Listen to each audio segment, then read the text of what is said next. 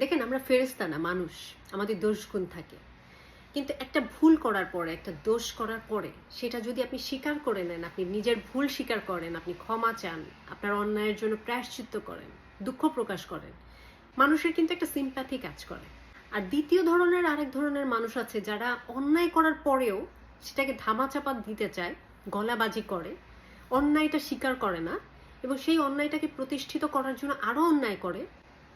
তখনই হয় বিপর্যয়, যেটা আমরা দেখতে পেলাম আমাদের দেশে। আমাদের প্রাক্তন প্রধানমন্ত্রী দেশের মানুষের সাথে যা করেছেন, ওনার দলের মানুষের সাথে যে অন্যায়টা করেছেন, এটা আসলে ভুলবার নয়। সেই দল যারা সর্বক্ষণ 24/7 তাকে রেখেছে একটা গ্লাস সিলিং এর মধ্যে, চাটুকারিতা, তোষামোদ, দালালি, মিথ্যাচার, সব সময় হুজুর হুজুর করে একটা গ্লাসের ভিতরে তাকে রেখেছেন। তার সাথে জনগণের যোগাযোগ ছিল সীমিত এবং যতটুকু যোগাযোগ ছিল ততটুকু ছিল হচ্ছে হ্যাঁতে হ্যাঁ মিলানোর যোগাযোগ। 15 বছর যদি একটা সরকার ক্ষমতায় থাকে, কোনো মানুষের পক্ষে সম্ভব না সেই সরকারের সামনে যেয়ে তার গঠনমূলক সমালোচনা করা। ডিজিটাল নিরাপত্তা আইন বলেন, গুম বলেন, খুন বলেন, মিথ্যা মামলা বলেন, ডিজিটাল আইনে জেল বলেন, মানুষের মুখ ছিল বন্ধ। শুধু মানুষ বলবো কেন, পুলিশ বাহিনীর এখন যে আহাজারি খবরে দেখলাম, আমার সত্যি তাদের জন্য খুব খারাপ লেগেছে। পুলিশ বাহিনীর ভিতরে ভালো খারাপ ডেফিনেটলি আছে, দলীয়করণ ডেফিনেটলি আছে, নো ডাউট। কিন্তু সেখানে এমন মানুষও আছেন যারা পরিস্থিতির শিকার, যারা নিম্ন শ্রেণীর চাকরি করে, তারা হুকুম মানতে বাধ্য।